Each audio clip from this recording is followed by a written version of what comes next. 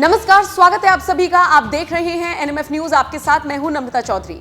इस वक्त की बड़ी खबर आपको बताते हैं। देश के प्रधानमंत्री नरेंद्र मोदी ने देशवासियों के सामने हाथ जोड़कर माफी मांगी है, चरणों में सिर झुकाकर माफी मांगी है। और जब से उन्होंने माफी मांगी है, सोशल मीडिया पर वो ट्रेंड कर रही हैं। और जिन लोगों को नहीं पता, वो ये जानने की कोशिश कर रहे हैं कि आखिर अचानक ऐसा क्या हुआ कि महाराष्ट्र में बोलते बोलते नरेंद्र मोदी ने माफी मांग ली। ऐसी कौन सी गलती हो गई कि नरेंद्र मोदी को माफी मांगनी पड़ गई, और वो भी तब जब महाराष्ट्र में विधानसभा चुनाव होने हैं। पूरी खबर आपको विस्तार से बताते हैं।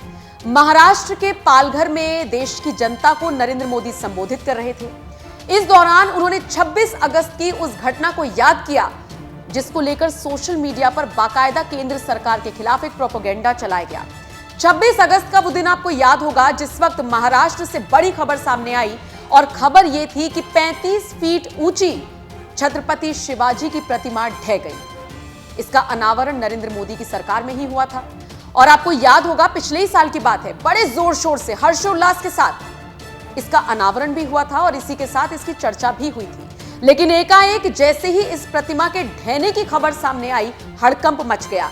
केंद्र सरकार को लेकर सवाल पूछे जाने लगे, और इसी के साथ सवाल यह भी पूछे जाने लगे कि इतनी करोड़ की लागत से बनी ये प्रतिमा अचानक से कैसे ढह गई।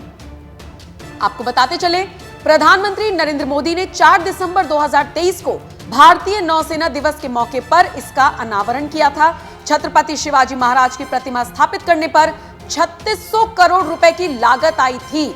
और महाराष्ट्र के सिंधुदुर्ग में जिस तरीके से 35 फीट ऊंची छत्रपति शिवाजी महाराज की प्रतिमा लगाई गई थी, उसको लेकर हर जगह उनकी चर्चा हुई थी। लेकिन अब जब ये ढह गई तो इसको लेकर केंद्र सरकार निशाने पर आ गई। और इसी को लेकर जब नरेंद्र मोदी को बोलने का मौका मिला, महाराष्ट्र की जनता को संबोधित करने का मौका मिला, तो उन्होंने भरे मंच से कह दिया कि मैं माफी मांगता हूं, मैं सभी से हाथ जोड़कर चरणों में सिर झुकाकर माफी मांगता हूं।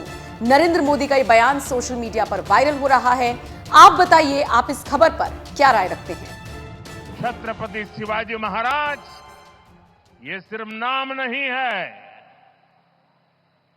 हमारे लिए छत्रपति शिवाजी महाराज ये सिर्फ राजा महाराजा राजपुरुष मात्र नहीं है। हमारे लिए छत्रपति शिवाजी महाराज आराध्य देव है।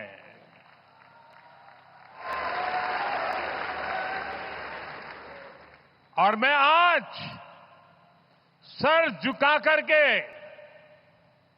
मेरे आराध्य देव छत्रपति शिवाजी महाराज की उनके चरणों में मस्तक रख के माफी मांगता हूं।